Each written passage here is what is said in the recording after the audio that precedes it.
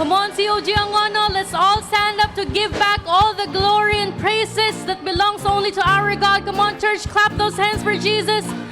Hallelujah. Prepare our hearts, prepare our minds, oh God. Lord, this is the day that you've made. Come on, church, we'll sing. As and hope and grace fills the sky, with new mercy each day we're alive. Let your glory pour out, Jesus.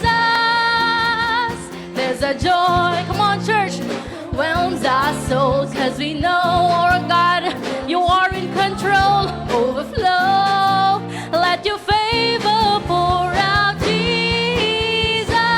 We sing, this is the day that the Lord has made.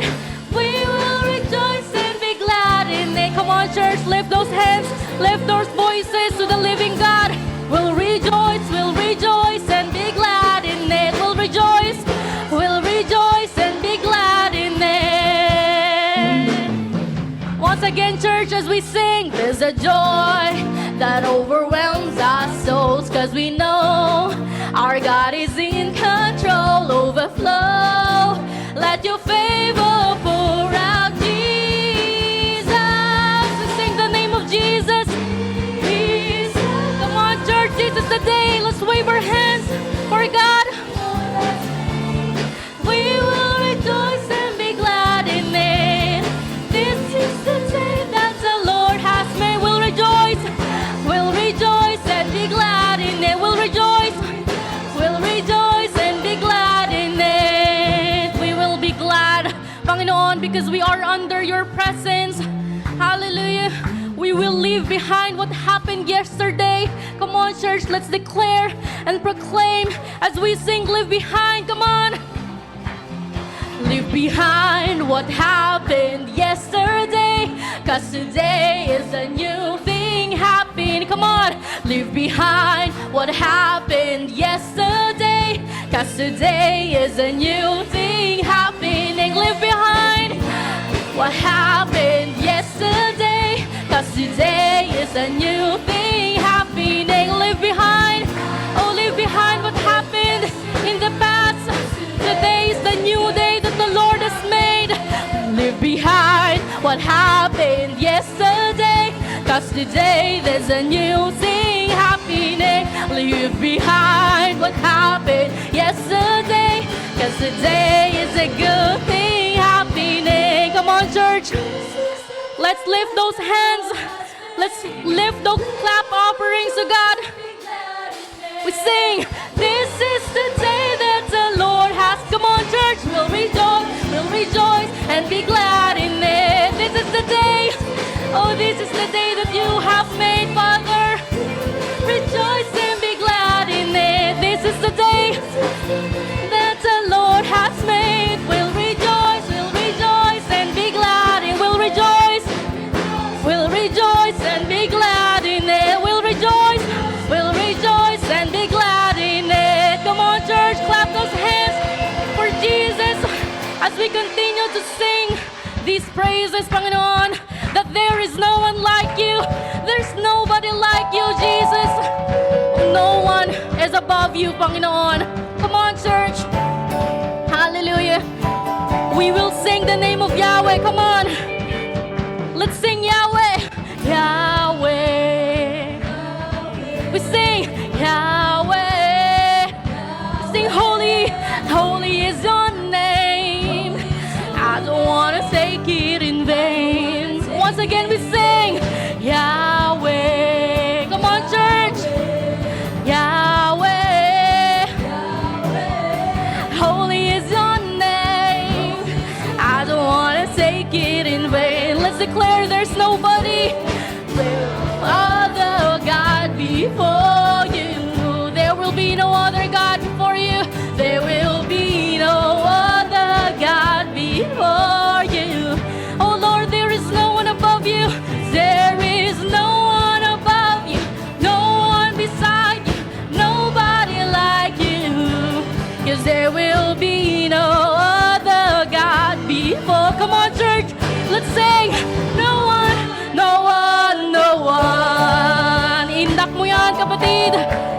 palakpak, ang mga kamay. Hallelujah. We thank you, Lord, for this morning. Come on, once again, church. Yahweh. Sing the name, Yahweh. We sing holy, holy is your name. I don't want to take it in vain. Once again, we shout the name of Yahweh, Yahweh. We shout Yahweh. Hallelujah. Holy is your name. I don't want to take it in vain. We declare there will be no other God before you. You alone, Father, 'cause there will be no other God before you. Let's sing, church. There is no one above him. There is no one above you. No one beside you. Nobody like you. 'Cause there will be no other God. As we declare and shout, no one, no one, no one. Hallelujah. No one above you, no one beside you. You are the only God, our God and Savior. Come on, church. We sing and declare that who else can lead us to freedom. You sing, no one, no one. Hallelujah. And who else can heal all our sins and diseases? Only God. Come on, church, proclaim it. And who else can walk on the water? And who else can answer by fire, by fire? Come on, church, hallelujah. And who else can break down the tallest of giants? Only you, God. And who else can silence the roar of the lion? Hallelujah, come on, church. And who else is worthy of worship? You alone is worthy. And who else is worthy of worship? No one, no way. No one, no way. Hey, hey, hey, hey. Come on. No one, no way. No one, no way. We sing, nobody like you. We sing, nobody like you. No one, no way. No one, no way. Once again, church, no one, no way. No one, no way. Come on, come on, come on. No one, no way. No one, no way. We will dance, kapatid, to the left, nobody like. To the right, nobody like you. Hallelujah. No one, no way. Hey, no one, no. Now this time, lover of my soul. Come on, lover of my soul. Lover of my soul. Oh God, it's good to be in your presence. Lover of my soul. Oh, lover of my soul. Let's say nobody like you. Hallelujah. Nobody like you. Let's say no one away. No one, no way. For the last time, lover of my soul. Let's do this, kapatid. Lover of my soul. Hey, hey, hey, hey. Lover of my soul. Lover of my soul. Come on, church. Say nobody like you. Nobody like you. No one away. Let's shout. No one away. Hallelujah. Continue to clap those hands. Lord, wake the fire in our hearts. Hallelujah. Oh, in the darkness, oh God, you will stand. Come on, church, as we sing. A break of day and hope here. Come on, speak your name. We lift your eyes. Oh, it's in our hearts. Into you. Come on, where we walk. dare you with fire in our eyes. Our lives are light. Your love untamed. Oh God is blazing out. The streets will glow. Come on, church, let's shout till we sing. You will never fade away. Your love is here to stay by my side in my life, shining through me every day. You will never fade away. Your love is here to stay by my side in my life, shining through me every day. Come on, there's another dance. Kapatid, let's raise those hands up in the sky. Hallelujah, we praise the Lord. We glorify you. Lord, wake our hearts. Come on, church, as we sing. You wake within me. Wake within me. You're in my heart forever. You wake within me. Wake within me. You're in my heart forever. Come on, church. Hallelujah, God. We praise you. We honor you. Come on, church, together as we sing with fire. With fire in our eyes. Our lives are alive. Your love untamed is blazing now. The streets will go forever bright. Let's jump. The door is breaking through the... Come on. You will never fade away. Your love is here to stay by my side in my life, shining through me every day. You will never fade away. Your love is here to stay by my side in my life. Raise those hands. Hallelujah. Thank you, Lord.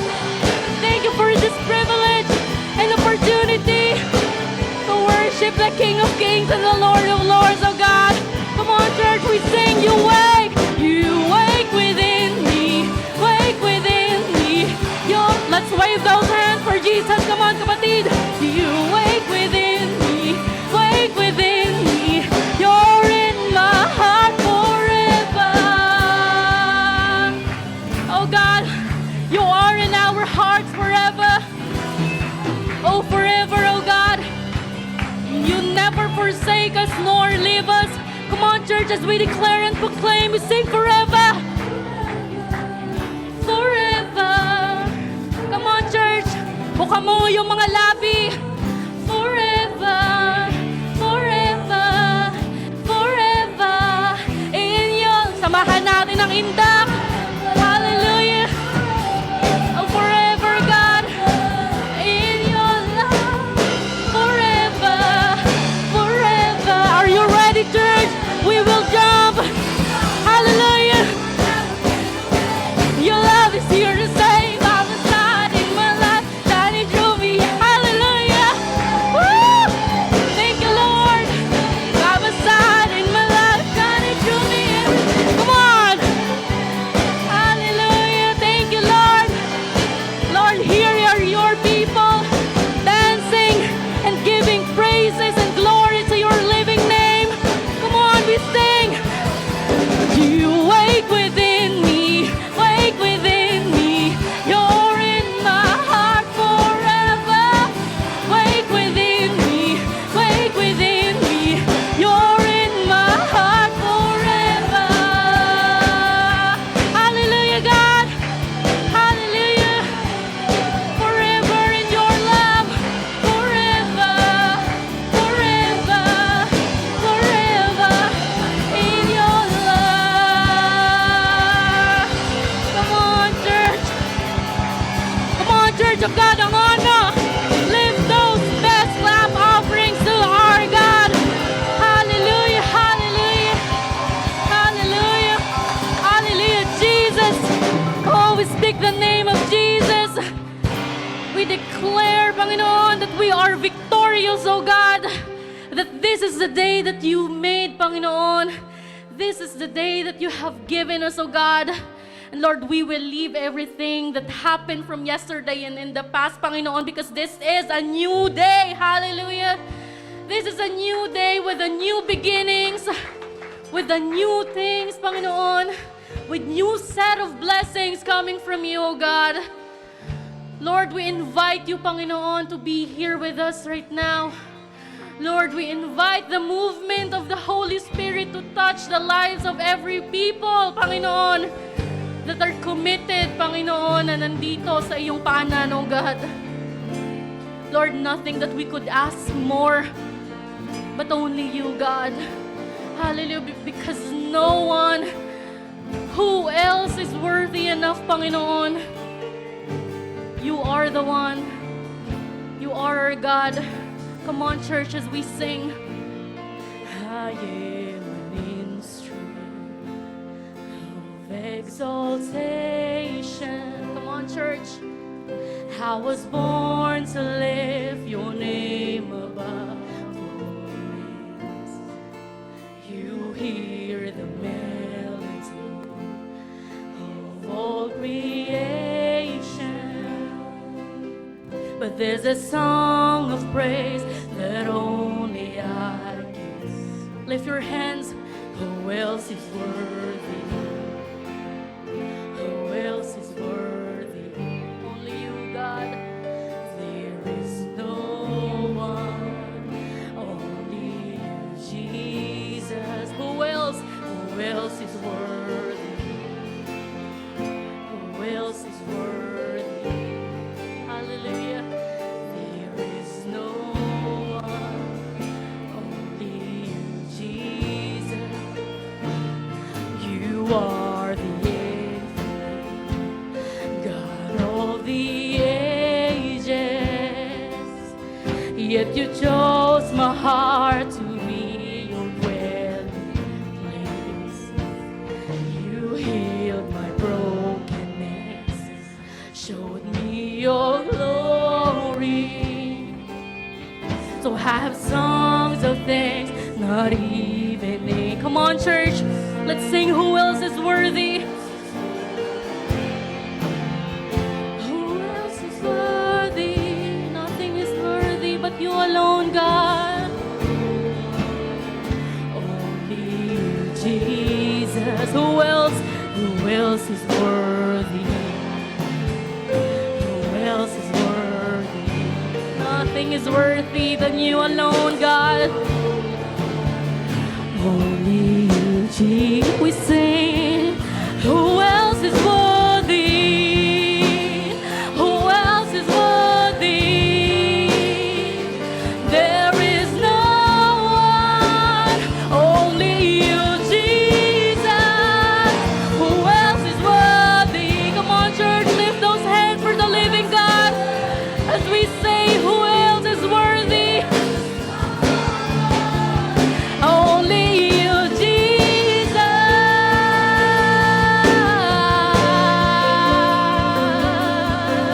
Come on.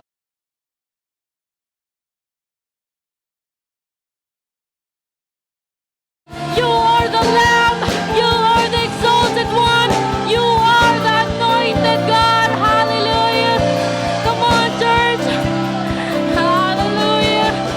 Lord, nothing is worthy as we declare, Lamb of God. Come on, church, we say, Lamb of God, anointed one, who was and is to come, seated on the throne above. Hallelujah.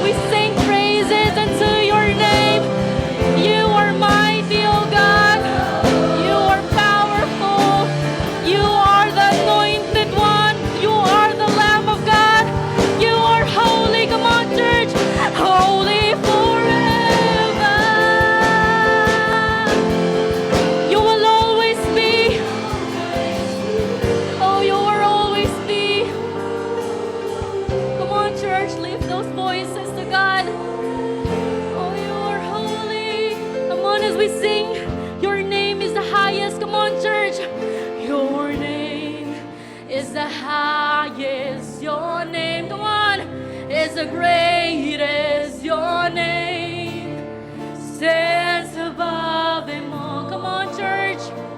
Hallelujah. All thrones and dominions, all powers and positions. Only your name stands above them all. Once again, your name is the highest. Your name is the highest. Your name, oh, is the greatest. Your name alone stands above them all. Hallelujah. All thrones and dominions, all powers and positions. Your name stands above them all. And the angels cry, we sing holy, holy. All creation cries, all of your creation, oh God. We sing holy, you are lifted high, you are lifted. Coming on, you are lifted in this place. You are holy forever. Hear your people sing, come on, church. Lift those voices. Hallelujah. We will enter the kingdom of heaven. Hallelujah. You are holy. Hallelujah. You will always be. Let's declare, oh, Jesus will always be holy, holy forever.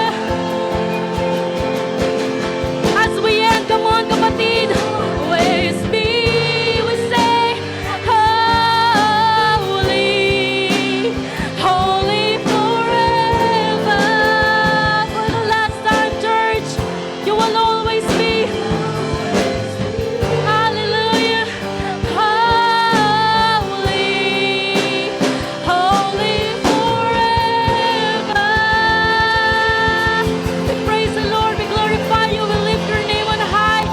To you all the glory, praises, honors, and adorations. In Jesus' name we shout, Amen.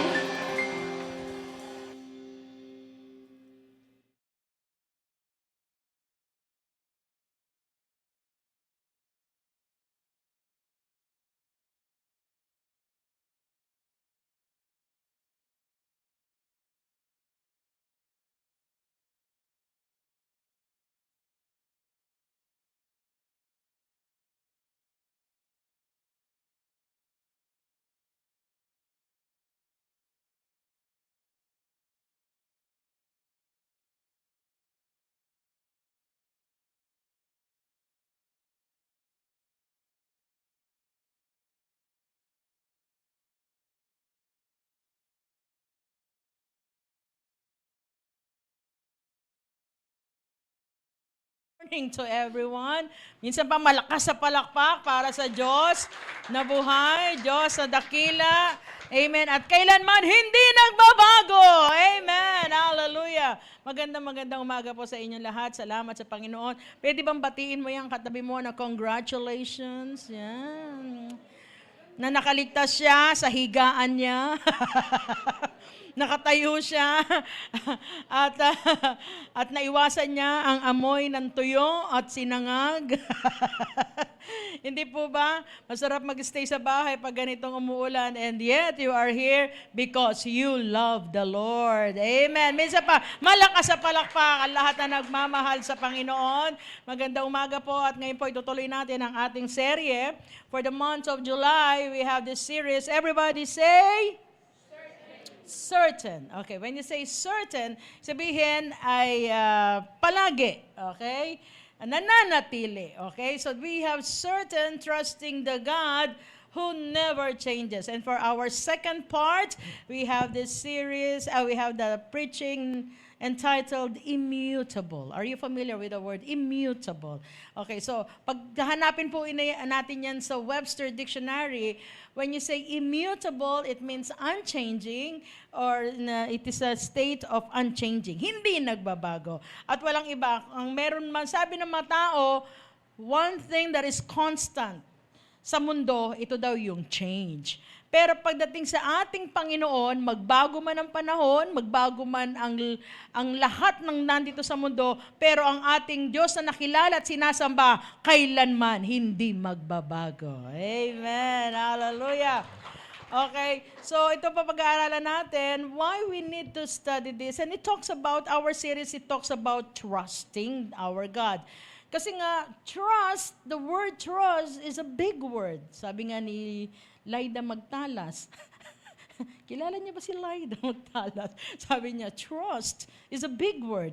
Actually talaga pagdating ng Sunday, okay, nandito tayo, we are blessed with the preaching, we are blessed with the praise and worship. Madali natin sabihin na, Lord, nagtitiwala ako sa iyo. Pero pag tayo'y lumabas na ng church, here comes Monday. Pag dumating na ang Monday, marami ng problema, nandyan na yung anak mo, napasaway, nandyan na yung maraming bayarin. Sometimes yung trust na yan, napapalitan ng doubt. Tama po ba? Di ba? Parang ang bilis mag-ship di ba? Parang, totoo nga ba salita ng Diyos? Totoo ba na mangyayari sa akin yun? Minsan may pag-aalilangan tayo. So trust is a big word. At kailangan natin, at alam niyo po, marami po nagkasabi, minsan, mahirap talaga madaling magsabi ng may tiwala ka sa Panginoon, pero to do that, para gawin mo yun at manatili yung trust, sometimes meron tayong struggle pagdating dyan.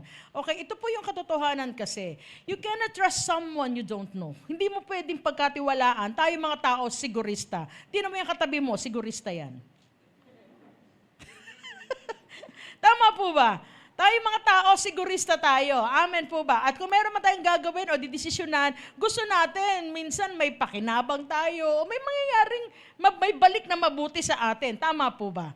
O gano'n tayo kasigurista. Pero, pag tayo nagbigay ng tiwala, nagbibigay tayo ng tiwala sa mga taong kilala natin. Okay? So, kaya pala sa Bible, sa John, sinamarize niya yung John 17:3. Ang sabi doon, this is eternity. Ito daw ang buhay na walang hanggan.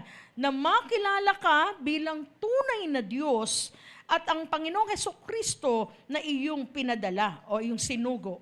Ngayon, yung word na know doon sa John 17:3, it talks about intimacy. So very, very close. Para magtiwala ka sa isang tao, kailangan meron kang close relationship. I'm talking about humans, sa ating mga tao. Pero pagdating din kay Lord, ganun din. Kailangan kilala natin ang Diyos para pagkatiwalaan natin. Kasi nga, to trust God with all your heart, na sabi sa Proverbs 3:5-6, sabi doon, trust the Lord with all your heart, para pagkatiwalaan mo ng buong puso ang Panginoon, kailangan alam mo muna kung ano ang puso ng Diyos. Hello? Tama po ba? Kasi pag hindi mo pa siya kilala kung ano yung gusto niya, kung ano yung laman ng puso niya, then hindi ka rin magtitiwala ng buong puso sa ating Panginoon. So, iyan po ang katotohanan. At para makilala natin, sa pagbabasa po ng Bible, you can see the different names of our God. Sometimes, maririnig din nyo dito sa pulpito. The preacher will say, our God, our Jehovah Jireh, our Jehovah Shalom, our Jehovah Nisi, our Jehovah Rapha, di ba? Pero yung mga pangalan na yon, nakakabit yun sa characters o sa katangian ng ating Panginoon at yung mga ginagawa sa atin. At para lubos natin makilala ang Panginoon, let me introduce to you one of the names of our God, which is Rock of Ages. Okay, hindi po ages. Baka sabihin nyo, kakanta akong basang-basa sa ulan. Hindi ako yun. Ages yun.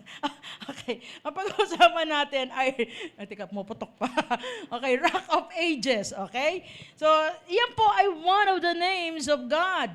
So pag sinabing Rock of Ages, ang ibig sabihin po nito, He is the eternal God, the unchanging God, yung ang Diyos na hindi nagbabago kailanman. At tamang-tama ito sa ating tema o sa ating serye na ngayong buwan na ito.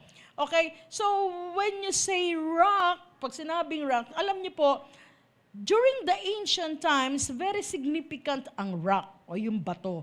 Kasi yung bato, karamihan, iyan yung mga ginagamit nila para pagtayo ng bahay nila, and so many things. Pero sa ating panahon, medyo insignificant na yung rock eh. Bakit? Kasi ngayon, most of the houses ngayon, built na sa concrete, di ba? Sa mga konkreto na, minsan sa mga wood, ganun na. Kaya hindi na masyado yung ano natin sa rock. But then on, pero ang bato, minsan, ginagamit pa rin yun, di ba? Konting bato, konting simento, monumento. Tama po ba? Sa iba naman, ibang bato yun. Ewan ko kung anong isip yung bato yun. Na pag kanilang tinake, ano yun, parang napunta na sila sa langit. Heaven. Alam nyo, ibang bato yun, di ba? pero, pero itong bato na ating pag-uusapan, walang iba kundi ang ating Panginoon. So, God as rock, so we are talking about God's strength. Okay. Siyempre, pag bato, ibig sabihin, malakas yan. Okay? So, when you say strength, si Lord sinasabi, ako ang inyong bato ng buhay ninyo, nang ibig sabihin, merong lakas ang Panginoon na kaya kang dalhin at maging ang mga bigat ng buhay mo, at kung ikaw ay magtitiwala sa Diyos, kaya niyang bitbitin. Palakpakan natin ang Panginoon. So, hindi kayang dalhin ang Panginoon. Being the rock, if we will consider God as the rock of our life, of our salvation, siya ay may enough na lakas para bitbitin tayo. Di ba? Madalha tayo hanggang marating natin yung promised land na pinapangako sa pangako sa atin ng Panginoon. When you talk about God as your rock, it means there's stability. So when you say stability, ito po ay tumutukoy sa hindi nagbabago, stable lang siya, nananatili siya. Walang puwersa dito sa mundo ang kaya magpayanig sa kapangyarihan ng Diyos. Naniniwala po ba kayo dyan? God is always unstable. He is unshakable. Ano man ang pagyanig ng mundong ito, pero ang Diyos, nananatili siya. Saan siya nananatili? Sa kanyang pag-ibig, sa katapatan, sa kanyang mga salita, at sa pangangalaga sa kanyang mga anak na ang tiwala ay laging nasa kanya. Kung ikaw yon, pumalakpak ka. Amen.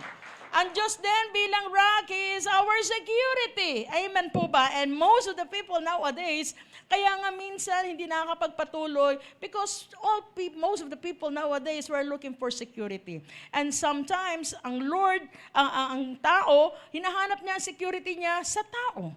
Minsan hinahanap ang security sa trabaho. Minsan, hinahanap ang security sa pagninegosyo. But then, God, oo, importante yan. Mahalaga yan sa atin.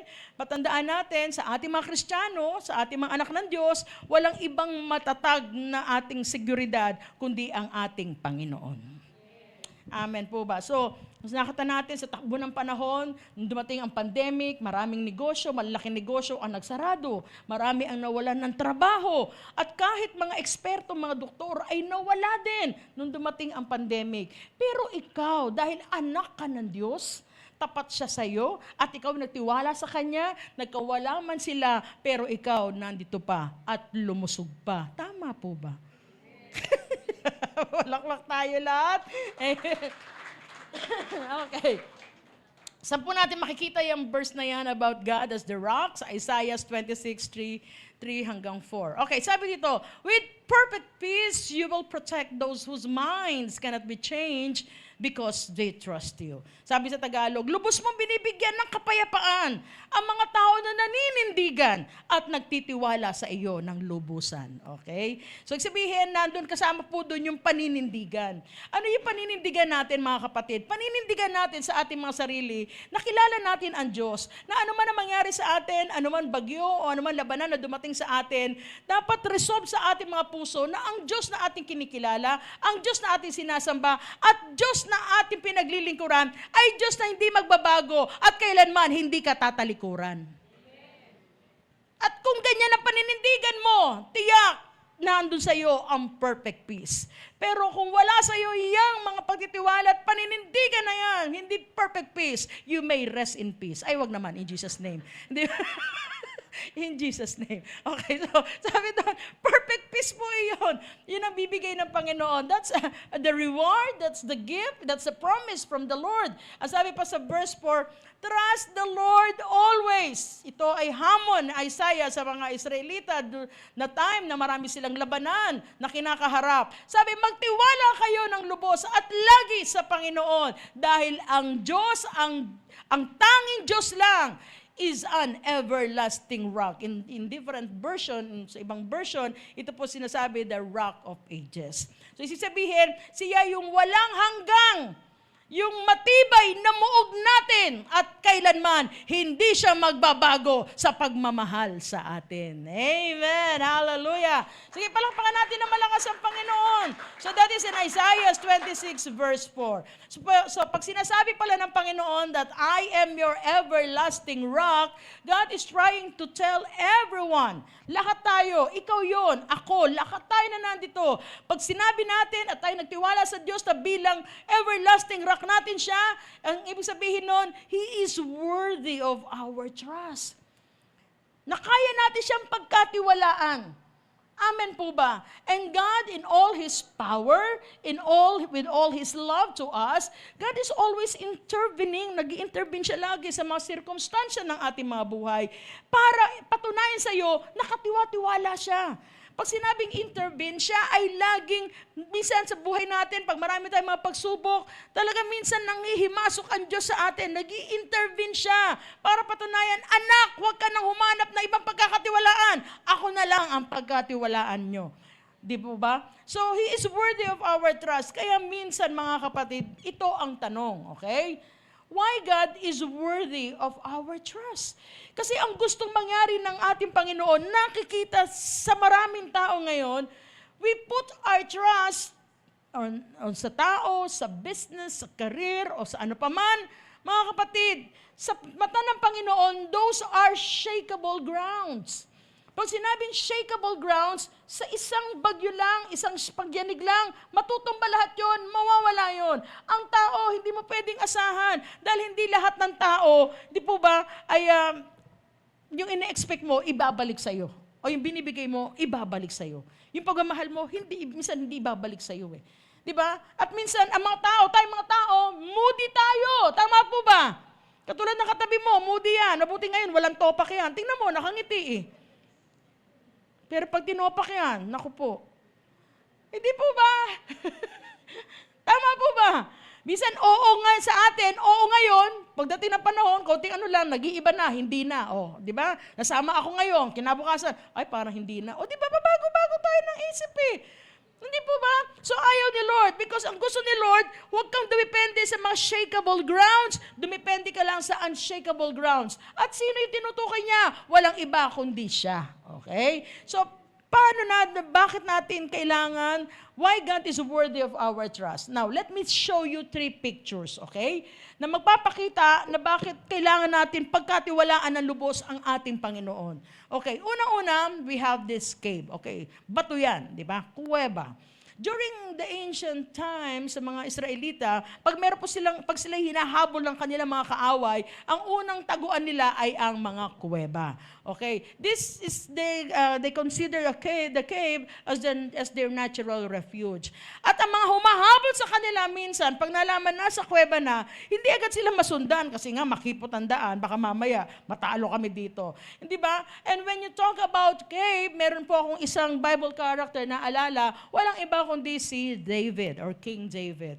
Okay, especially the times, ng mga panahon na yon, na siya po ay hinahabol para ipapatay ni Saul. Okay? So ito yung naging kanlungan. Ito ang naging taguan. Okay? Natural refuge ni David during that time. Ngayon, nung siya nagtatago dyan, wala siyang ibang ginawa kundi kausapin ng Panginoon. He worshiped the Lord.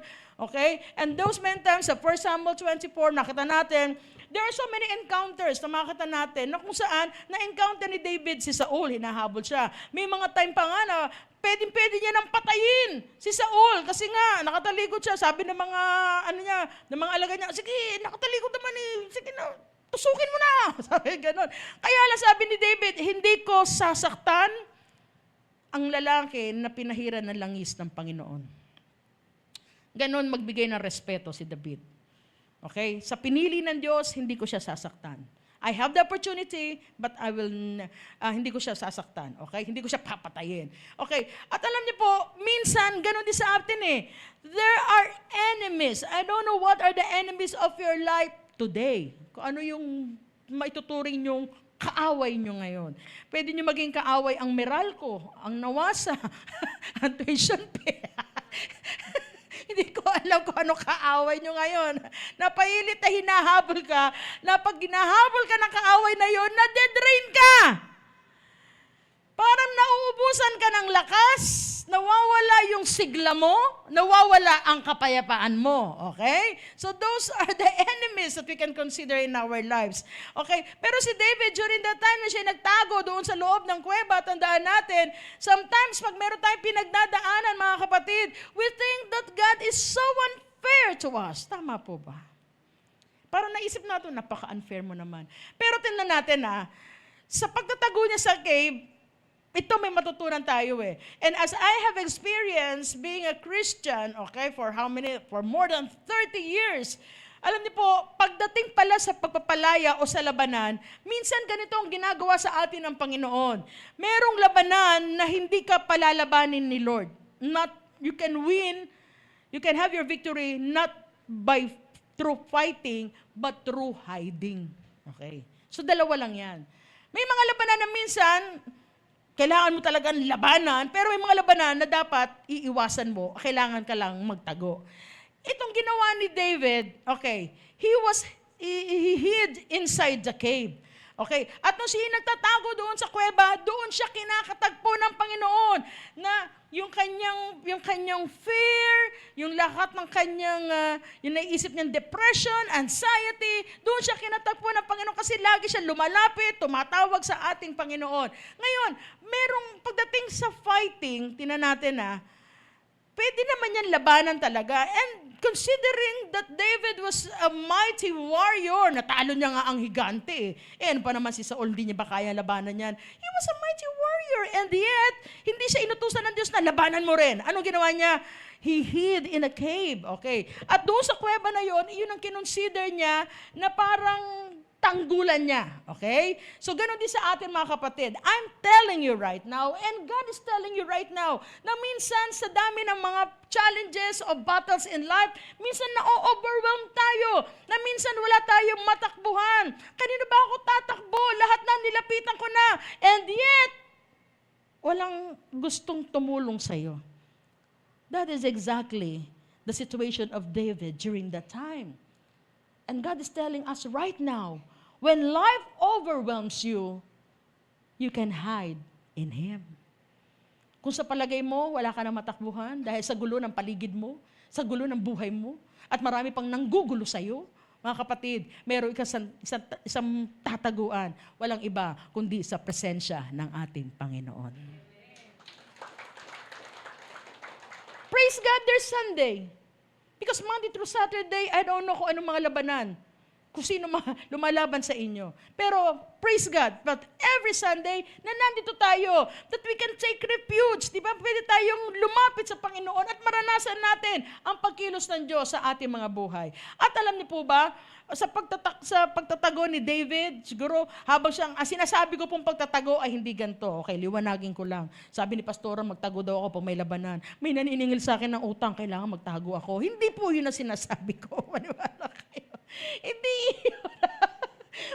Si Pastora po nagsabi sa akin, magtago daw ako. Hindi yun ang sinasabi ko. Hindi po ba? Pag sinasabing tago ka na, kasi during that time, ang kanyang kasi yung buhay niya, ipapapatay siya ni Saul during that time. So, ang ginawa niya, habang siya tumatakbo, pumunta sa mountains, pumunta sa kapatagan, and until such time, how many caves ang kanyang pinuntahan. Pero itong ginagawa ni David, habang siya tumatakbo, pero he's calling upon the name of the Lord. And he is worshiping the name of the Lord. At minsan ito nakakalungkot sa maraming Kristiyano, pag maraming pinagdadaanan, tumatakbo, nagtatago sa loob lang ng bahay. Hindi yun ang gusto ni Lord. Pumunta ka sa presensya ng Panginoon. Amen. At yun ang gusto na mangyari sa atin ng Diyos. Kaya nga, mga kapatid, kapatid, alam niyo po sa Psalm 73, ganoon din si Asaph, di ba? May sinulat siya sa Psalm 73, sabi niya, sa mga beginning verses, sabi niya, sa totoo lang, Panginoon, hindi ayos ang buhay ko. Para nakikita ko, napaka-unfair ng buhay. Bakit? Kasi kung sino pa yung masasama, siya yung umaasenso. Samantala ako na nagpapumilit na sumunod sa iyo, ganito nararanasan ko. Pero until such time, sa verse 17 ng Psalm 73, verse 17, sabi niya, pero nung pumasok ako sa templo ng Diyos, doon na iba ang puso at isip ko. Nakita ko, mabuti pa rin ang Diyos dahil may tinakdang araw ang ating Panginoon. And when you are in the temple of God, nandun na fix ang iyong mata sa ating Panginoon. At kahit ganong kagulo ang paligid mo, magkakaroon ka ng kapayapaan dahil alam mo, may Diyos na magtatanggol sa iyo.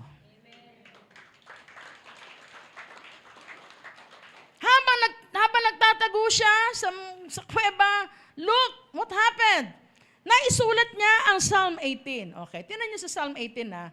A Psalm of David, ito pa yung introduction. Kung babasahin niyo ang Bible, pag binasa niyo chapter 18, iyan po yung nakalagay doon sa taas. Introduction niyan. A Psalm of David, the servant of the Lord, who addressed the words of this song to the Lord on the day when the Lord delivered him from the hand of all his enemies and from the hand of Saul. Nung dineliver na siya, nung nakaligtas na siya, nagtatago siya, yung pala kumikilos na ang Panginoon at di niya alam, wala na pala lahat ng kaaway niya, patay na pala, pati si Saul, patay na. At nung malaman ni David yan, iyan ang naisulat niya sa Psalms 18. At ang sabi niya sa verse 1, I love you, Lord, my strength. Di ba, mga kapatid? Ito yung sinasabi ko kanina, minsan pag may pinagdadaanan ka sa buhay, para sinasabi mo, Lord, napaka-unfair naman ang buhay.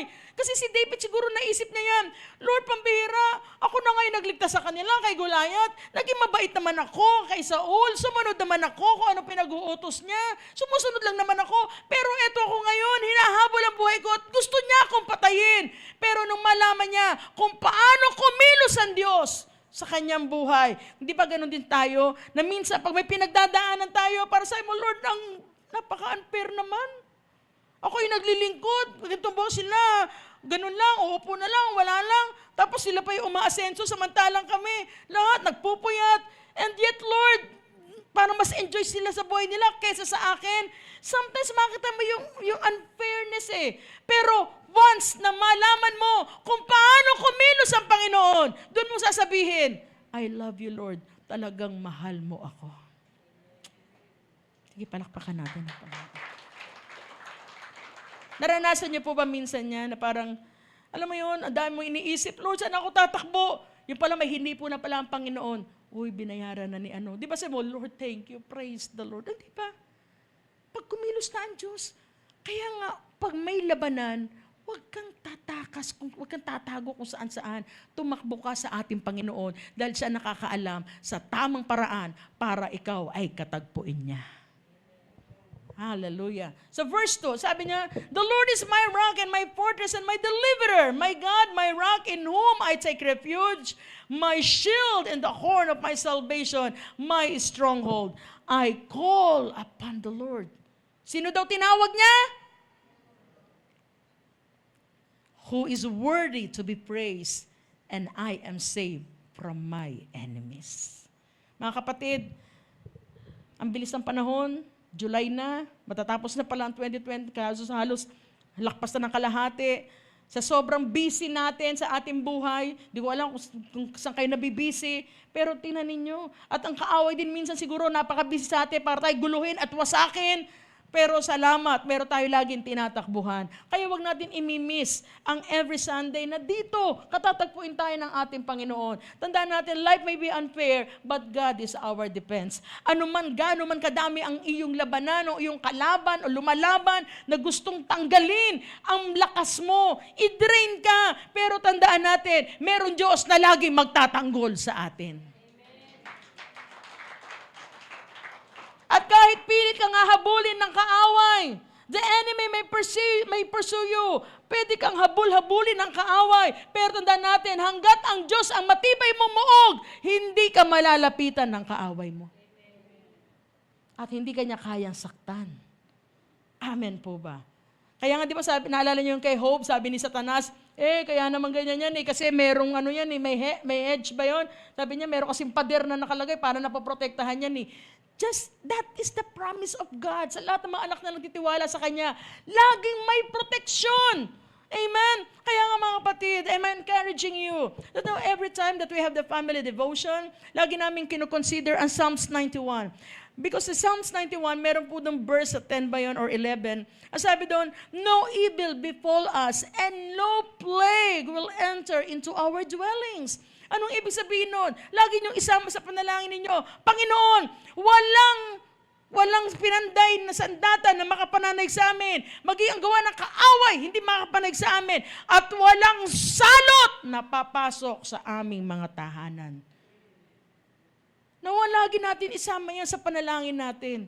Amen po ba? Kaya nga ang Panginoon bilang ating tanggulan, matibay na moog, being our rock, kailanman hindi siya matitibag. Kahit anong pagpupumilit ng kaaway na ikaw ay wasakin, basta ang tiwala mo ay nasa Diyos na ating bato ng ating buhay. Siya ang ating matibay na depensa sa ating mga kaaway. Amen po ba? Okay, so that is the first picture. So that is in the cave. Now the second picture, this is the rock on the wilderness. Okay, ito po yung sa Exodus 17. Okay, during that time, this is the time of Moses, na ang mga Israelita ay naglalakbay and then dumating sila sa Rephidim. Now, dun sa Rephidim, walang tubig. O ano nangyari? Now, let us read the account on Exodus 17, beginning verse 1. Sabi dito, all the congregation of the people of Israel move on from the wilderness of Sin by stages, according to the commandment of the Lord, and camped at Rephidim. But there was no water for the people to drink. Wala daw. Therefore, the people quarreled with Moses and said, give us water to drink. And Moses said to them, why do you quarrel with me? Why do you test the Lord? Diba? So ang atmosphere during that time, dahil sobrang uhaw ng mga Israelita, ang ginawa nila, ito ang ugali ng mga Israelita, pag may pangit na nangyayari sa kanila, ang sisisihin nila si Moses. Diba? Parang, sana hindi ganyan ang katabi mo, na pag may nangyaring pangit, kung sino-sino sinisisi. Sabi mo sa katabi mo, huwag kang ganun. Sabi mo, huwag kang ganun. Huwag kang ganun. Huwag kang ganun. Di ba? Minsan sabihin, iyan kasi si ano Di ba? At minsan, siyempre, bilang leader, ikaw mapuputukan niya kasi si pastor, dapat ganito, dapat ganyan Di ba? Ganyan ang inaway nila si Moses. So, it was the atmosphere of grumbling and complaining. Di ba? Ngayon, ito ginawa ni Moses. But the people thirst there for water, and the people grumbled against Moses and said, why did you bring us up out of Egypt? To kill us and our children and our livestock with thirst? Sabi niya, ikaw kasi Moses bakit mo kasi nilabas-labas pa kami sa Egypt? Ang sarap ng buhay namin doon, may pagkain doon, may tubig dito. Dito nilabas mo kami, tingnan mo. Walang tubig pala dito Di ba? Kaya nga alam nyo, minsan ang Panginoon, talagang sabi niya, kaya ang Panginoon lagi niyang di ba, kung susunod kayo, dapat lagi may masayang puso. Kasi ito yun nangyayari Pag kasi pinilit mo, di ba, minsan, pag may nangyari sa'yo pangit, akala ko ba, naging born again, okay na. Ito kasi, minsan, ang binabalikan mo, yung nag-akay sa'yo Kasi dinala-dala pa ako nito sa church Okay na buhay ko Iyan, nagulo naman. Di ba? Minsan yung pag nag-akayam, dapat di mo na ako, dinala doon sa church na ganun. Dapat di na ako naging born again kasi tinan mo na maging born again ako. Mas lalo dumami ang problema ko sa buhay di ba? So minsan mahilig tayo manisi. And it was exactly what happened during that time. Ang sinisi nila si Moses, na parang sinabi niya, samantalang sabi ng Panginoon, di ba, Moses, dalhin mo ang aking mga anak. Sino nag-utos kay Moses? Sino? Okay, kung kayo sa katatayuan ni Moses, anong mararamdaman nyo? Will you grant their request? Or kung ikaw si Lord, lalo na siguro si Lord, pambihira, millions yun, puro reklamo. Siguro, mabuti na lang, hindi tayo katulad ni Lord. Kasi kung ako, si Lord, puro reklamo, ay nako, painumin ko kayo ng buhangin. Buti na lang. Hindi ganon si Lord. Amen sa atin. Saka puro, di ba feel mo parang nakaka-imbyerna pag puro reklamo ang maririnig mo. Sa verse 4, ito ang ginawa ni Moses. Okay? So Moses cried to the Lord. what shall I do with these people? They are almost ready to stone me. Biro mo, sa grabe na pagrereklamo nila, hahantong na para patayin pa si Moses. Kasi babatuhin na si Moses hanggang, during that time, pag binato ka, hanggang mamatay ka doon. At minsan, nangyayari ito sa paligid natin because they feel that life is so unfair at maraming tao hindi makayanan ang mga nangyayari sa paligid, sa buhay nila. Napipili nila, bakit ganito ang buhay ko, Lord? Ang dami na reklamo, marami hinaing. Ano nangyayari? Di ba? Kung di nananaksak, namamaril. Tama po ba? Kasi feeling nila, unfair ang buhay sa kanila. Bakit ganito buhay namin? Bakit ganito? Hirap na hirap kami. Di ba? So ganyan, mananakit na. At nawa, hindi ganyan katabi mo na mananakit na. Di ba? Hindi po ba? So sabi doon, and Moses did the right thing. Pumunta siya kay Lord. Bakit siya pumunta kay Lord? Kasi para kay Moses, Lord. Every time na merong reklamo sa kanya, takbo siya kay Lord, which is the right thing to do. Bakit? Kasi sabi ni mo, Lord, sumusunod lang naman ako sa utos mo. Ito may mga reklamo to eh. So, siyempre, kung sino nag-utos, Lord, tulungan mo naman ako. Diba? So, ganun din, mga magulang, tandaan nyo, sa mga anak ninyo, kung nagpapasaway, Lord, di ba sabi mo regalo mo yung anak? Lord, yung regalo mo, nagpapasaway, balutin mo uli. Ipabalot nyo uli yan. Lord, balutin mo ulit ito. Nagpapasaway. Di ba regalo mo sa amin yung anak namin? So, alam niyo yun, yung ano natin talaga sa ating Panginoon. Sabi din sa verse 6, Behold, I will stand before you there on the rock of Horeb, and you shall strike the rock, and water shall come out of it. And the people will drink, and Moses did so in the sight of the elders of Israel. Sabi niya, o sige, ganito Moses. Pumunta ka dun sa sasabihin ko, at tapos meron dong bato sa Horeb. Tapos, pakpukin mo. Pag in-strike mo yun, lalabas ang tubig. At totoo nangyari yun. Bumulwak ang tubig. Nakainom sila, hindi lang baso-baso o literally, talagang bumuhos ang maraming tubig. Now, why it is highlighted, strike the rock? Alam niyo po ba kung sino yung rock na yan? Sabi sa 1 Corinthians 10:4, And all drank the same spiritual drink, for they drank from the spiritual rock that followed them. And the rock was, sino daw? That is exactly what Jesus did to all of us as our rock. Siya yung hinampas sa krus para tugunan ang lahat ng uhaw natin sa buhay. He was stricken, di ba? Talagang pinaghampas siya doon sa krus. Para lahat tayo na reklamo natin, na Lord, wala akong ganito. Lord, bakit ganito? Lahat yan. Kaya nga sabi ng Bible, doon sa krus, kinuha niya lahat ng sumpa sa buhay natin. Yung sumpa ng kahirapan, sumpa ng sakit karamdaman, lahat yan dinala ng ating Panginoon. At siya ang nagsakripisyo dahil siya ang pinalo. Kaya nga, may karapatan si Lord na pagkatiwalaan siya dahil siya lang ang makapagdadala ng lahat ng uhaw natin sa buhay. At minsan, itong uhaw na ito sa buhay natin, marami tayong hinahanap sa buhay natin, akala natin, Lord, kailan mangyayari ito sa buhay ko? Minsan na-drain ka, nawawala ka ng lakas, nawawala yung passion mo, tumitigil ka sa pag-pray, tumitigil ka sa pagbabasa ng Bible, tumitigil ka sa pag-attend ng church.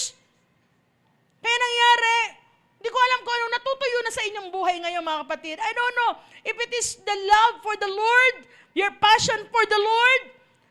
Hindi ko alam kung ano yung nadidrain na sa buhay natin natutuyo. Hindi ko alam, pati yung bank account nyo natutuyo na. Hindi ko alam. O pati Gcash nyo, hindi ko alam.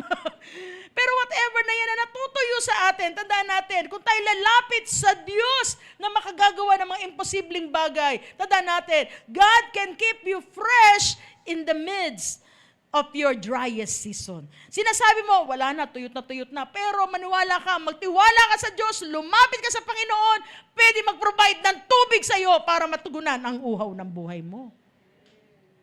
Amen. Kaya tingnan mo katabi mo, mukha pa bang fresh?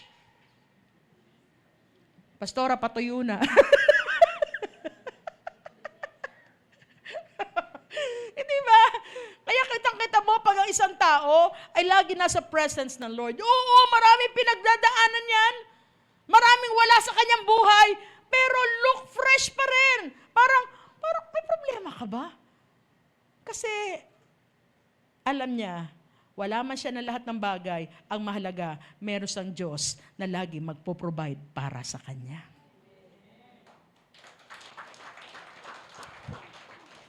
Hallelujah. And the third picture, okay, medyo mabilis po tayo. And the third picture is about the wise builders. Okay? So sa wise builders naman, dalawa to, sa Matthew 27 ba ito? Matthew 7 pala. Matthew 7, okay? We heard about this topic or these verses how many times? Okay? So sabi dito sa verse 24 ng Matthew 7, everyone then who hears these words of mine and does them will be like a wise man who built his house on the... Okay, liwanagin ko po. Yung sinasabing wise sa harapan ng Panginoon ay ganito. Ito yung mga tao na nakikinig, nagbabasa ng salita ng Diyos at sinasagawa. Okay, the word is pinamumuhay o sinasagawa. Sa harapan ng Diyos, yan yung mga wise man na nag-build daw sa rock. Okay, so verse 25, and the rain fell, and the floods came, and the winds blew, and beat on that house, but it not fall, because it had been founded on the... Okay, so verse 26, and everyone who hears these words of mine and does not do them will be like a foolish man who built his house on the... Ito naman daw yung mga tao, nakikinig, nabe-bless pag Sunday sa preaching, pero hindi naman isinasagawa yung narinig niya. Para sa Panginoon, foolish. When you say foolish, ano yun sa Tagalog? Mangmang o kulang sa kaalaman. Di ba? Ito daw yung mga mangmang, nakikinig, nabe-bless, pero pagdating sa pagkasagawa, pamumuhay, hindi nakikita. So verse 27, and the rain fell, and the floods came, and the winds blew and beat against that house, and it fell. Bumaksak siya, and great was the fall of it. Now, can you see, makita natin dito na yung isa nagtayo ng bahay, pareho sila nagtayo, parehong tines, dumaan ng malakas sa bagyo, malaking baha, malakas na hangin, parehong tines. Pero ano yung malaking kaibahan nila? Ito yung pundasyon. Kung ang gagawin mong pundasyon, sabi ko sa inyo, dito yung mga shakeable grounds, na sinasabi ko sa inyo, yung mga tao, yung mga bagay, material things, na akala mo yung security mo, may bahay na ako, may sakyan na ako, okay na ako, wala na mangyayari sa akin. No! Naalala niyo sa Mark 9 ba yun? Meron isang lalaking mayaman, sabi niya, ay, ang ganda-ganda na ng buhay ko. Punong-puno na yung aking kamalig. You know what is kamalig? Stock house, tama po ba yun? Di ba, bodega, yun. Sabi niya, punong-puno na ng pagkain, wala na akong ilimpa. Pero ang sabi ng pang sa kanya, hangal! Mamayang gabi, kukunin ko ang iyong kaluluwa. What if? I don't know, because death is unexpectable. Oo, ngayon, malakas ka. Mamaya, anything can happen to us. It's either tomorrow, next week, next month. Yung lakas mo, hindi ganyang kalakas. Biglang mawawala. Or to the worst, your life. Kaya sabi ni Lord, huwag kang manalig. Doon sa mga shakeable, yung sa sand, huwag kang magtayo dyan. Kasi malakas na hangin lang. Intensity 4 lang yan. Guguho na yan. Pero pag ang pundasyon mo ay ang Diyos at ang salita niya, dumating man ang bigwa na sinasabi nilang pinakamalakas na lindol, ano man mangyari dito sa mundo, ikaw mananatili kang nakatayo, hindi dahil sa sarili mo, kundi dahil sa Diyos na may hawak ng buhay mo. Kahit ano mangyari dito, the world will be shaken. And how many times sinashake ang mundong ito? Dumadating ang maraming dilubyo. Dumadating ang mga pandemic. Na kahit sabihin mo parang unbelievable, malalaking negosyo, nagsaraduhan. Ang gaganda ng trabaho, nawala ng trabaho. In an instant na, dahil lang sa virus yun. Can you imagine? Dahil lang sa virus. Yung mga ekspertong doktor, pati mga ekspertong doktor, maraming namatay. Pero ikaw, dahil anak ka ng Diyos. Natapos ang pandemic, buhay ka, tumaba ka pa. Tama po ba? Baka natin ang Diyos. You know, ano mo lagi kong iniisip sa buhay ko? Oo nga, saan din ako magtitiwala? Alam mo, wala tayong may pagmamalaki sa Diyos, maniwala kayo. Kasi alam nyo, kapatid lang yung maliit na ugat dito, gulay ka na. Tama po ba? Ugat lang na maliit dito. O kaya maliit na ugat dito sa ulo mo, pumutok, gulay ka na. Pero tandaan natin, lahat sa atin, because God is the one who created us, alam ni Lord, yung kaya niyang isustain yung lakas ng buto mo, lakas ng katawan mo, kayang isustain ni Lord yan. Ang tanong, kay Lord ka ba umaasa at nagtitiwala? Kasi habang nagtitiwala ka kay Lord, ang paningin na Lord, hindi niya iaalis sa'yo. Amen po ba? Amen po ba? Diba? Ang sarap nun na ikaw ang laging tinitingnan ng Diyos at titiyakin ng Diyos. Dahil ikaw ang apple of His eye. Titiyakin ni Lord na may lumapit pa lang. Hindi ka na masasaktan. Yes, ito sa dalawang nagtayo na to, siguro mararamdaman mo yung pag-sway ng hangin, mararamdaman mo yung konting yanig. Pero ang tanong doon, hindi ka babaksak.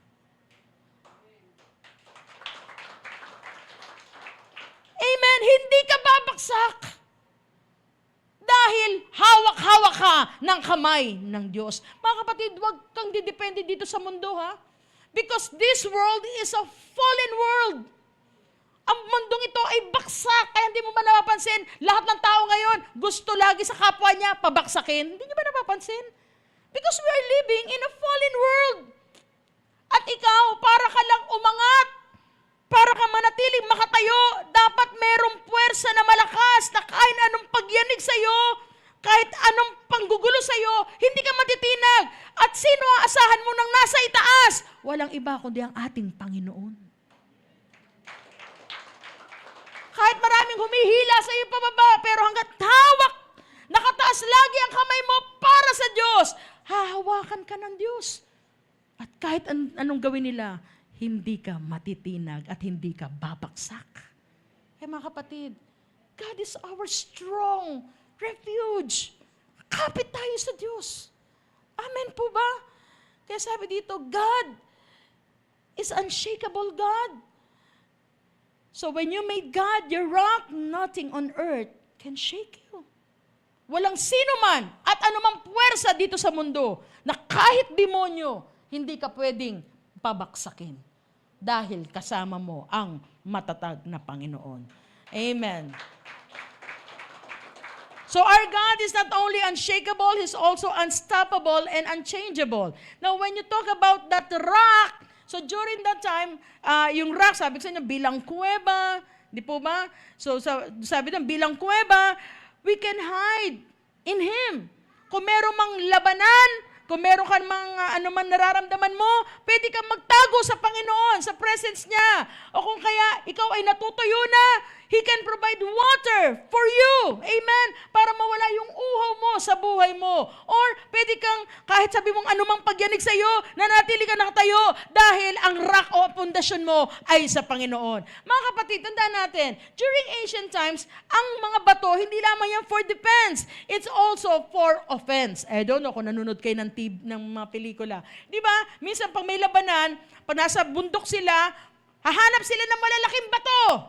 At pag nandyan na, sumusunod na yung kaaway nila, anong gagawin nila sa bato? Di ba pagugulungin nila yan? Pag sila'y nasa taas, pagugulungin nila yung boulder, yung malaking bato, pagugulungin nila. And once na yung malaking bato na yan ay nagsimulang gumulong, ang mga kaaway, wala silang ibang gagawin, kundi tumakbo.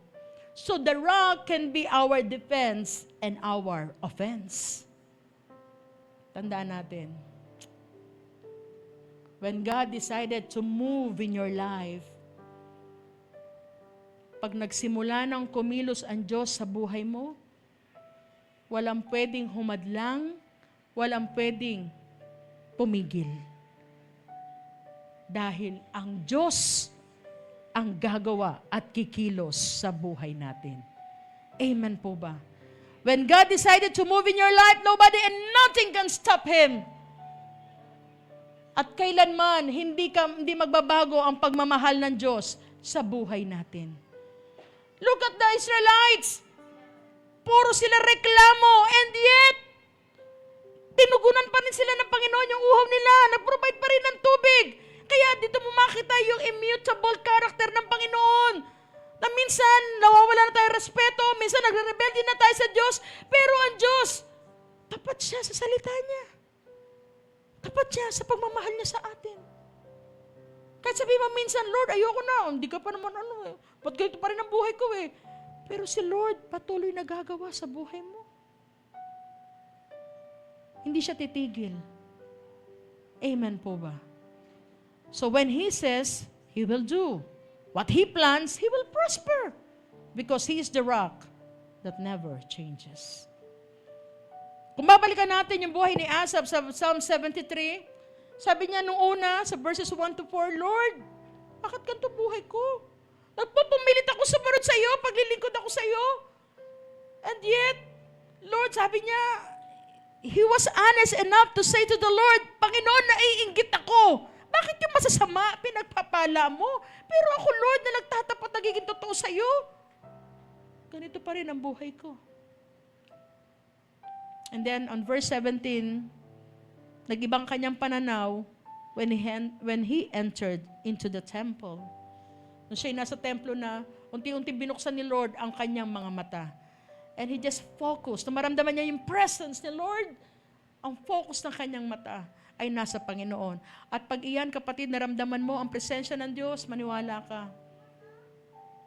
Yung kaguluhan sa isip mo, mapapalitan yan ng kapayapaan. Yung toxic comparisons mo, ng buhay mo sa ibang tao, mapapalitan yan ng pagtitiwala sa Diyos. Lord, ang mahalaga pala, ikaw ang Diyos na may hawak ng buhay ko.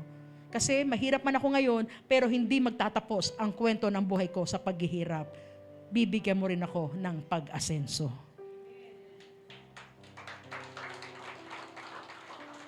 And when you are in the presence of the Lord, yung mga overthinking mo, mapapalitan yan ng panalangin mo. And you know, mga kapatid, yung powerful worship? The powerful worship, hindi yan pag natapos na yung labanan o pagsubok sa ating buhay. Hindi yan ang powerful worship. Alam mo yung powerful worship? Ito yung nanggagaling sa isang tao during the storm of his life. Yung powerful worship, nanggagaling yan sa tao na marami pinagdadaanan. Kasi pag lumapit siya sa Diyos at marami siya pinagdadaanan, nasasabihin niya, Lord, ang dami ko sakit. Lord, pagod na ako. Lord, ang daming iyak ng puso ko. Pero pipiliin ko pa rin na sambahin ka. And God will consider your worship as a powerful worship dahil doon mo nilalagay ang tiwala mo. Hindi sa anumang bagay dito sa mundo, kundi sa nag-iisang Diyos na makapangyarihan sa lahat. And my prayer right now, na maibigay natin yung powerful worship na yan, mga kapatid. Hindi ko alam kung anong bigat, kung anong lakas ng bagyo ngayon ng buhay mo. But there is one thing today that God wants you. Kaya pala si Asaph, sabi doon sa Psalm 73:26, my flesh and my heart may fail, but God is the strength of my heart and my portion forevermore. Panginoon, mapapagod ang aking katawan.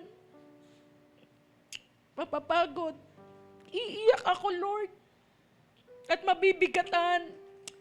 Pero dahil ikaw ang aking matibay na muog, alam ko, Lord, kahit kailan, hindi ako babaksak.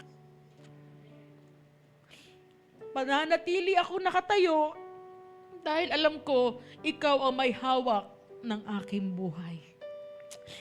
Mga kapatid, I don't know what kind of challenge or what intensity or what signal ng bagyo sa buhay mo ngayon. But still, you can offer a powerful worship to God. Dahil sasabihin mo, Lord, pipiliin ko na sa kabila ng bigat na ito, sa kabila ng sakit na ito, pipiliin ko pa rin ang magtiwala sa iyo. Dahil alam ko, Panginoon, sa lahat ng ito, ikaw ang Diyos na hindi magbabago sa akin. Wala man ako matakbuhan ngayon na tao, pero Lord, katulad ni David, tatakbo ako sa iyo, Panginoon. Tatakbo ako sa iyo. And I will find the perfect peace because of your presence. Ikaw ba yun, kapatid? Pwede kang tumayo ngayon. And let us give the Lord the powerful worship that He deserves. Huwag kang mahiya sa katabi mo. It's between you and God. Kung gusto mo ng perfect peace, kung gusto mo to stand firm, manatili kang unshakable, manatili kang matatag na nakatayo, all we need to do is to hide in His presence and worship Him just like David. Come on, let us give the Lord the worship that He deserves. Sa gitna ng kadiliman, liwanag ang iyong binibigay. Hallelujah. Sa sakit at karamdaman, sa latay mo ay susakin ang kagalingan. Lahat po na nagtitiwala sa Panginoon. Come on, church. Salita mo, panghahawakan ko. Salita mo, Sige, buka mo ang bibig mo. Ibigay mo ang pagsamba na nararapat sa Diyos. lahat ay nasa iyo. Sapat sa buhay ko, salita mo ay nararanasan ko. God is very willing to give you the strength that you need right now. Pagkalito at kaguluhan, sagot mo ay kapayapaan. Sa mundo ay kahirapan, yaman ko ay sa iyo nataguan. Come on, church! Give the Lord the worship that He deserves. Hallelujah! Salita mo, panghahawakan ko. Salita mo, tapat at totoo. Pagkat lahat ay nasa iyo, sapat sa buhay ko. Salita mo ay nararanasan ko. God is doing something! Sige! Hallelujah! Salita mo, panghahawakan ko. Ibigay mo lang ang pagsamba sa Diyos. Kumikilos na siya sa buhay mo. God is opening doors for you right now. Hallelujah! Sapat sa buhay ko, salita mo ay nararanasan ko. I-declare natin ito. Jesus, ikaw ang Salita ng buhay, tanging ikaw Yes, ang Lord! Binigay! kahulugan sa aming buhay. Oh, glory! Salita mo, panghahawakan ko. Ang Panginoon lang ang matibay na buod. Salita mo, tapat Ang Panginoon ang magtatanggol sa atin. lahat ay nasa iyo. Sapat sa buhay ko, salita mo ay nararanasan ko. Minsan pa, bigay mo sa Panginoon. Salita mo, panghahawakan ko. Salita Iparinig mo sa Panginoon tapat as you sing. totoo. and putting your trust to the Lord. Lahat ay nasa iyo. Sapat sa buhay ko. Salita Lahat na may mga labanan, lahat na may mga bagyo sa buhay ngayon, sige, magtago tayo sa presensya ng Panginoon. Minsan pa, salita mo, panghahawakan ko. Salita mo, tapat na totoo. Lahat ay nasa iyo. sapat Ibuhos mo ngayon para sa Panginoon! salita mo ay nararanasan ko. And let the water come out! Hallelujah! Salita mo, panghahawakan ko. Salita mo, Tapat na totoo. Lahat ay nasa iyo. Sapat sa buhay ko. salita mo ay nararanasan ko. Salita mo ay nararanasan ko. Yes, oh God. Salita mo ay nararanasan ko. Panginoon, maraming salamat. Ang dalangin ko sa mga sandaling ito, nawa maging katulad kami ni David, oh God, na kung marami man kaming labanan, we will try to hide in your presence, Panginoon. Dahil sa pagtatago namin sa iyong presensya, doon ka lalong kumikilos, Panginoon. Hindi lahat ng labanan ay kailangan ng tapang, kundi minsan, Lord, pagyuko, pagpapakumbaba sa iyong harapan. Because the more na nakita mo na nagsasapit kami at nagsusurrender sa iyo, doon ka lalong gumagalaw at kumikilos sa aming mga buhay. Dahil meron mga labanan sa buhay na hindi kaya ng ating karunungan at kalakasan. It's only God that can win the battle in our life. Lord, teach us to be like Moses, Panginoon. Na kung meron ba mga reklamo, ano pa mang bagay, Lord, tatakbo kami sa iyo, iiyak kami sa iyo, Panginoon. At kung ano man ang uhaw na meron kami sa aming mga buhay, Lord, you can provide the water because you are the living water of our life. Ikaw ang buhay na tubig na ano man ang uhaw na meron kami sa buhay. Ikaw lang, Lord, ang magiging kasapatan namin, O Lord. It is only you that can satisfy us, O God. Lord, maging katulad kami ng wise builder. Malakas na hangin, bagyo man ang dumating.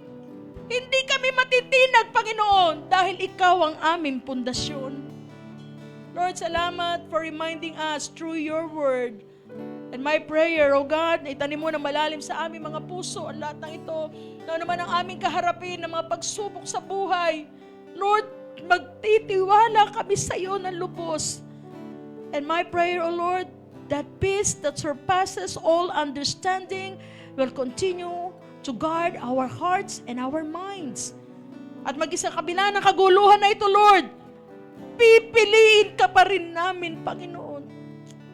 At pipiliin pa rin namin na sumamba sa iyo, Panginoon. Salamat sa aking mga kapatid na nandito, Lord. Alam mo, Lord, ang bigat, ang lakas ng bagyo na meron sila. And yet, Lord, pinili ka nila sa araw na ito. And your word says, hindi nawawala ng kabuluhan ang lahat ng aming ginagawa para sa iyo. May your presence continue to be with us, to strengthen us, to empower us, and to bless each one of us. Kapatid, tinanggap mo na ang kapayapaan buhat sa Diyos.